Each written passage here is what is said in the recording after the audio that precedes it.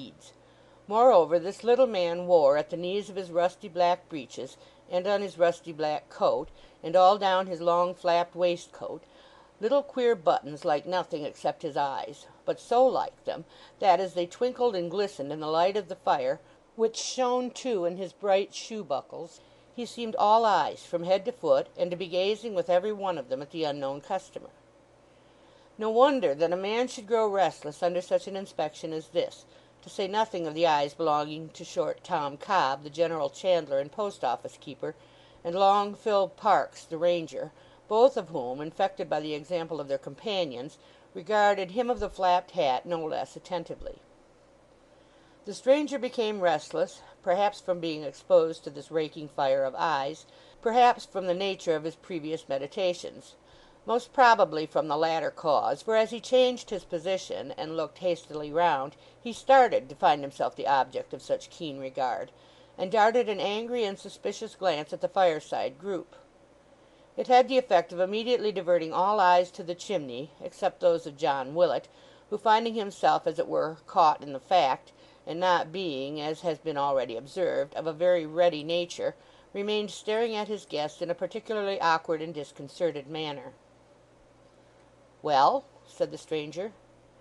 Well, there was not much in well. It was not a long speech. "I thought you gave an order," said the landlord, after a pause of 2 or 3 minutes for consideration. The stranger took off his hat and disclosed the hard features of a man of 60 or thereabouts, much weather-beaten and worn by time, and the naturally harsh expression of which was not improved by a dark handkerchief which was bound tightly round his head, and while it served the purpose of a wig, shaded his forehead and almost hid his eyebrows. If it were intended to conceal or divert attention from a deep gash, now healed into an ugly seam, which, when it was first inflicted, must have laid bare his cheekbone, the object was but indifferently attained, for it could scarcely fail to be noted at a glance. His complexion was of a cadaverous hue, and he had a grisly jagged beard of some 3 weeks' date. Such was the figure, very meanly and poorly clad, that now rose from the seat, and stalking across the room, sat down in a corner of the chimney, which the politeness or fears of the little clerk very readily assigned to him. "A highwayman," whispered Tom Cobb to Parkes the ranger. "Do you suppose highwaymen don't dress handsomer than that?" replied Parkes. "It's a better business than you think for, Tom, and highwaymen don't need or used to be shabby, take my word for it." Meanwhile the subject of their speculations had done due honour to the house by calling for some drink, which was promptly supplied by the landlord's son Joe, a broad-shouldered, strapping young fellow of 20, whom it pleased his father still to consider a little boy, and to treat accordingly. Stretching out his hands to warm them by the blazing fire, the man turned his head towards the company, and after running his eyes sharply over them, said, in a voice well suited to his appearance, "What house is that which stands a mile or so from here?" "Public house?" said the landlord with his usual deliberation. "Public house, father!" exclaimed Joe. "Where's the public house within a mile or so of the Maypole? He means the great house, the Warren, naturally and of course. The old red brick house, sir, that stands in its own grounds?" "Ay," said the stranger. "And that 15 or 20 years ago stood in a park 5 times as broad, which, with other and richer property, has bit by bit changed hands and dwindled away, more's the pity," pursued the young man. "Maybe," was the reply, "but my question related to the owner. What it has been I don't care to know, and what it is I can see for myself." The heir apparent to the Maypole pressed his finger on his lips, and glancing at the young gentleman already noticed, who had changed his attitude when the house was first mentioned, replied in a lower tone, "The owner's name is Haredale, Mr. Geoffrey Haredale, and," again he glanced in the same direction as before, "and a worthy gentleman too. Ahem." Paying as little regard to this admonitory cough as to the significant gesture that had preceded it, the stranger pursued his questioning. "I turned out of my way coming here, and took the footpath that crosses the grounds. Who was the young lady that I saw entering a carriage? His daughter?" "Why, how should I know, honest man?" replied Joe, contriving, in the course of some arrangements about the hearth, to advance close to his questioner and pluck him by the sleeve. I didn't see the young lady, you know. Phew! There's the wind again, and rain. Well, it is a night." "Rough weather indeed," observed the strange man. "You're used to it?" said Joe, catching at anything which seemed to promise a diversion of the subject. "Pretty well," returned the other. "About the young lady. Has Mr. Haredale a daughter?" "No, no," said the young fellow fretfully. "He's a single gentleman. He's—" "Be quiet, can't you, man? Don't you see this talk is not relished yonder?" Regardless of this whispered remonstrance, and affecting not to hear it, his tormentor provokingly continued. "Single men have had daughters before now. Perhaps she may be his daughter, though he is not married." "What do you mean?" said Joe, adding in an undertone as he approached him again. "You'll come in for it presently, I know you will." "I mean no harm," returned the traveller boldly, "and have said none that I know of. I ask a few questions, as any stranger may, and not unnaturally, about the inmates of a remarkable house in a neighbourhood which is new to me, and you are as aghast and disturbed as if I were talking treason against King George.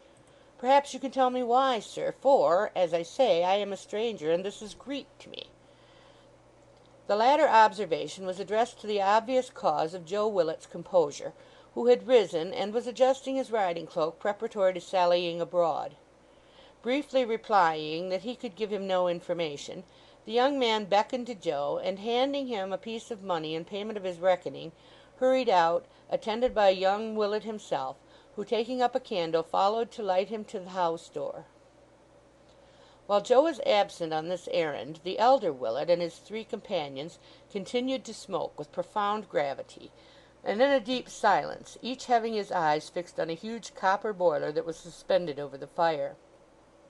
After some time John Willet slowly shook his head, and thereupon his friends slowly shook theirs, but no man withdrew his eyes from the boiler or altered the solemn expression of his countenance in the slightest degree.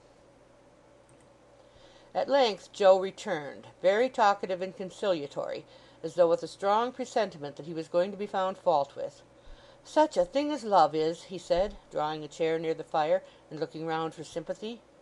"He has set off to walk to London, all the way to London, his nag gone lame and riding out here this blessed afternoon, and comfortably littered down in our stable at this minute, and he giving up a good hot supper and our best bed, because Miss Haredale has gone to a masquerade up in town, and he has set his heart upon seeing her. I don't think I could persuade myself to do that, beautiful as she is. But then I'm not in love, at least I don't think I am, and that's the whole difference." "He is in love, then?" said the stranger. "Rather," replied Joe. "He'll never be more in love, and may very easily be less." "Silence, sir!" cried his father. "What a chap you are, Joe!" said Long Parks. "Such an inconsiderate lad!" murmured Tom Cobb. "Putting himself forward and wringing the very nose off his own father's face!" exclaimed the parish clerk metaphorically. "What have I done?" reasoned poor Joe. "Silence, sir!" returned his father. "What do you mean by talking, when you see people that are more than 2 or 3 times your age sitting still and silent and not dreaming of saying a word?" "Why, that's the proper time for me to talk, isn't it?" said Joe rebelliously. "The proper time, sir," retorted his father. "The proper time's no time." "Ah, to be sure," muttered Parks, nodding gravely to the other two, who nodded likewise, observing under their breaths that that was the point. "The proper time's no time, sir," repeated John Willet. "When I was your age I never talked. I never wanted to talk. I listened and improved myself, that's what I did." "And you'd find your father rather a tough customer in argument, Joe, if anybody was to try and tackle him," said Parks. "For the matter o' that, Phil," observed Mr. Willet, blowing a long thin spiral cloud of smoke out of the corner of his mouth, and staring at it abstractedly as it floated away, "for the matter o' that, Phil, argument is a gift of nater. If nater has gifted a man with powers of argument, a man has a right to make the best of 'em, and has not a right to stand on false delicacy, and deny that he is so gifted. For that is a turning of his back on nater, a flouting of her, a slighting of her precious caskets, and a proving of one's self to be a swine that isn't worth her scattering pearls before." The landlord pausing here for a very long time, Mr. Parks naturally concluded that he had brought his discourse to an end, and therefore, turning to the young man with some austerity, exclaimed, "You hear what your father says, Joe? You wouldn't much like to tackle him in